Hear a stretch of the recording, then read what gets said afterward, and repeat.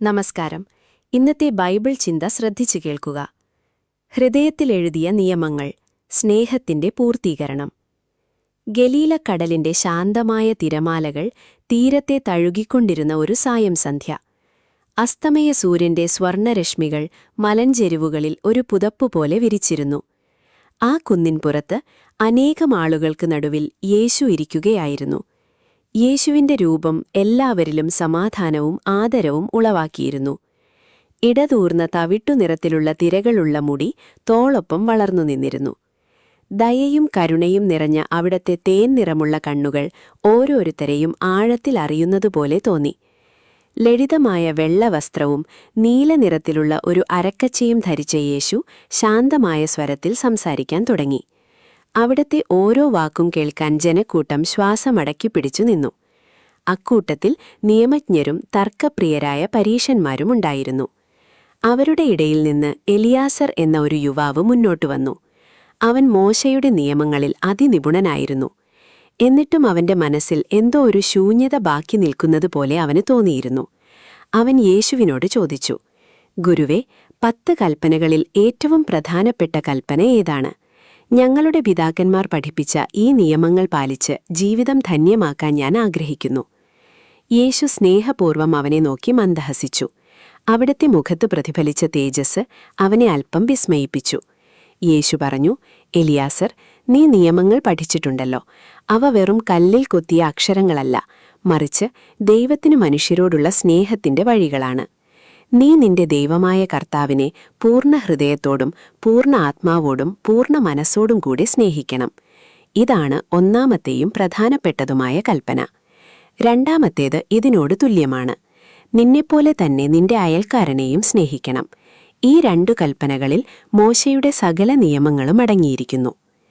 ഈ വാക്കുകൾ കേട്ടപ്പോൾ ജനങ്ങൾക്കിടയിൽ ചെറിയൊരു മർമ്മരമുണ്ടായി. അയൽക്കാരനെ സ്നേഹിക്കുക എന്നത് ലളിതമായി തോന്നാമെങ്കിലും അത് പ്രാവർത്തികമാക്കുക എത്ര പ്രയാസമാണെന്നവർ ചിന്തിച്ചു. നിയമത്തിന്റെ ആഴത്തിലുള്ള അർത്ഥം വിശദീകരിക്കാനായി യേശു ഒരു കഥ പറയാൻ തുടങ്ങി. ഒരിക്കൽ ഐശ്വര്യപൂർണമായ ജീവിതം നയിച്ചിരുന്ന ഒരു ധനികനുണ്ടായിരുന്നു.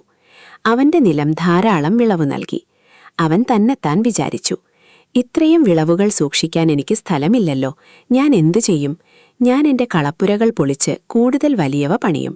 അവിടെ എന്റെ ധാന്യവും സമ്പത്തും സൂക്ഷിക്കും. എന്നിട്ട് ഞാൻ എന്റെ ആത്മാവിനോട് പറയും, 'അല്ലയോ ആത്മാവേ, നീ അനേക വർഷത്തേക്ക് വേണ്ട നന്മകൾ സംഭരിച്ചു വെച്ചിരിക്കുന്നു. ഇനി വിശ്രമിക്കുക, തിന്നുക, കുടിച്ച് ആനന്ദിക്കുക.'" യേശു അല്പനേരം നിർത്തി എല്ലാവരുടെയും മുഖഭാവം ശ്രദ്ധിച്ചു. എന്നിട്ട് തുടർന്നു, "എന്നാൽ ദൈവം അവനോട് പറഞ്ഞു, 'അല്ലയോ ഭോഷ്കേ, ഈ രാത്രിയിൽ നിന്റെ ആത്മാവിനെ നിന്നിൽ നിന്ന് ആവശ്യപ്പെടും. അപ്പോൾ നീ ഒരുക്കിവെച്ചതൊക്കെയും ആരുടേതാകും?' ദൈവസന്നിധിയിൽ സമ്പന്നനാകാതെ തനിക്കു വേണ്ടി മാത്രം സമ്പത്ത് ശേഖരിച്ചു വെക്കുന്നവന്റെ അവസ്ഥ ഇതാണ്. ഈ ഉപമയിലൂടെ ഒന്നാമത്തെയും രണ്ടാമത്തെയും കൽപ്പനകൾ എങ്ങനെ ലംഘിക്കപ്പെടുന്നു എന്ന് യേശു വ്യക്തമാക്കി. ദൈവത്തേക്കാൾ ഉപരിയായി തന്റെ സമ്പത്തിനെ സ്നേഹിച്ചപ്പോൾ അവൻ സത്യദൈവത്തിന് നൽകേണ്ട സ്ഥാനം മറ്റൊരു വസ്തുവിന് നൽകി. "നിനക്ക് ഞാനല്ലാതെ അന്യദൈവങ്ങൾ ഉണ്ടാകരുത്" എന്ന കൽപ്പനയുടെ അന്തസത്ത അവിടെ നഷ്ടമായി. തന്റെ ചുറ്റുമുള്ള പാവപ്പെട്ടവരെയും വിശക്കുന്നവരെയും കാണാതെ സ്വന്തം സുഖത്തിൽ മാത്രം ശ്രദ്ധ കേന്ദ്രീകരിച്ചപ്പോൾ അയൽക്കാരനെ സ്നേഹിക്കുക എന്ന കൽപ്പനയും അവൻ വിസ്മരിച്ചു. എലിയാസർ ചിന്താകുലനായി. അവൻ ചോദിച്ചു, "ഗുരുവേ, അങ്ങനെയെങ്കിൽ ഞങ്ങൾ എങ്ങനെയാണ് ഈ 10 കൽപ്പനകളെ ഞങ്ങളുടെ ദൈനംദിന ജീവിതത്തിൽ കാണേണ്ടത്? കൊല ചെയ്യരുത്, വ്യഭിചാരം ചെയ്യരുത് എന്നൊക്കെ പറയുന്നത് ലളിതമല്ലേ? ഞങ്ങളത് ചെയ്യുന്നില്ലല്ലോ." യേശു ഗൗരവത്തോടെ അവനെ നോക്കി പറഞ്ഞു, "നിയമം പ്രവൃത്തിയിൽ മാത്രമല്ല, ചിന്തയിലും ആരംഭിക്കുന്നു. സഹോദരനോട് അകാരണമായി ദേഷ്യപ്പെടുന്നവൻ തന്റെ ഹൃദയത്തിൽ കൊലപാതകം ചെയ്യുന്നു.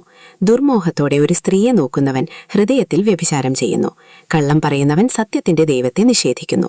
നിയമം കല്ലിൽ എഴുതപ്പെട്ടതല്ല, അത് നിന്റെ ഹൃദയത്തിൽ എഴുതപ്പെടണം. നിന്റെ വാക്കുകൾ സത്യസന്ധമായിരിക്കട്ടെ. അനാവശ്യമായി ദൈവനാമം ഉപയോഗിക്കരുത്. മാതാപിതാക്കളെ ബഹുമാനിക്കുന്നത് അവർക്ക് പണം നൽകുന്നതിലൂടെ മാത്രമല്ല, അവരെ സ്നേഹിക്കുകയും കരുതുകയും ചെയ്യുന്നതിലൂടെയാണ്.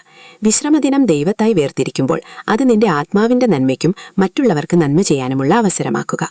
യേശുവിന്റെ വാക്കുകൾ കേൾക്കുമ്പോൾ ജനങ്ങൾ തങ്ങളുടെ ജീവിതത്തിലേക്ക് തിരിഞ്ഞു നോക്കി.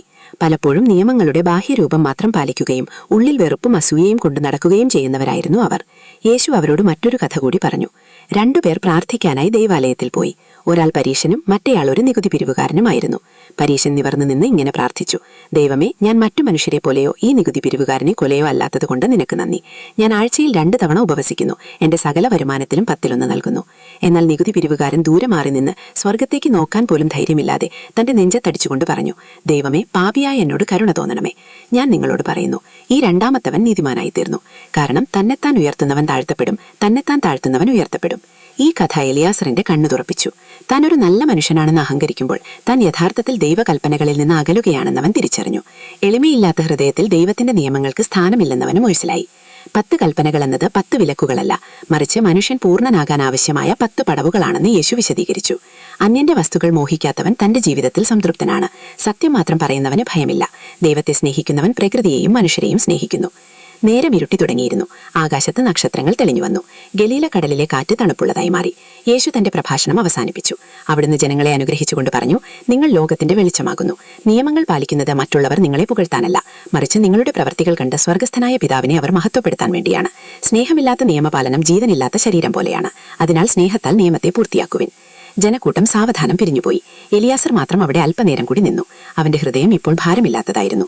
നിയമങ്ങളെ ഭയത്തോടെയല്ല, മറിച്ച് സ്നേഹത്തോടെ കാണാൻ അവൻ പഠിച്ചു. യേശുവിന്റെ ആ ശാന്തമായ മുഖവും തേൻ നിറമുള്ള കണ്ണുകളും അവൻ ഒരിക്കലും മറക്കില്ല. ദൈവത്തിന്റെ നിയമങ്ങൾ കല്ലിലല്ല, തന്റെ ഹൃദയത്തിന്റെ മാംസപലകകളിലാണ് എഴുതപ്പെടേണ്ടതെന്ന് അവൻ തിരിച്ചറിഞ്ഞു. ആ രാത്രിയിൽ ഗലീല കടലിന്റെ ഓരത്തുകൂടെ നടക്കുമ്പോൾ ഓരോ തിരമാലയും അവനോട് മന്ത്രിക്കുന്നത് പോലെ തോന്നി: ദൈവത്തെ സ്നേഹിക്കുക, നിന്റെ അയൽക്കാരനെയും. ഗുണപാഠം: ദൈവത്തോടുള്ള സ്നേഹവും മനുഷ്യരോടുള്ള സ്നേഹവുമാണ് സകല നിയമങ്ങളുടെയും അടിസ്ഥാനം. നിയമങ്ങളുടെ ബാഹ്യമായ ആചരണത്തെക്കാൾ ഹൃദയത്തിന്റെ നൈർമല്യത്തിനും സ്നേഹത്തിനുമാണ് ദൈവം പ്രാധാന്യം നൽകുന്നത്. ഈ ബൈബിൾ ചിന്ത നിങ്ങൾക്ക് ഇഷ്ടമായെങ്കിൽ ലൈക്ക് ചെയ്യൂ. കൂടുതൽ ആഴത്തിലുള്ള വിഷയങ്ങൾക്കായി സബ്സ്ക്രൈബ് ചെയ്യൂ. നിങ്ങളുടെ അഭിപ്രായങ്ങൾ കമന്റിൽ പറയൂ. പുതിയ ചിന്തകൾക്കായി ഫോളോ ചെയ്യൂ.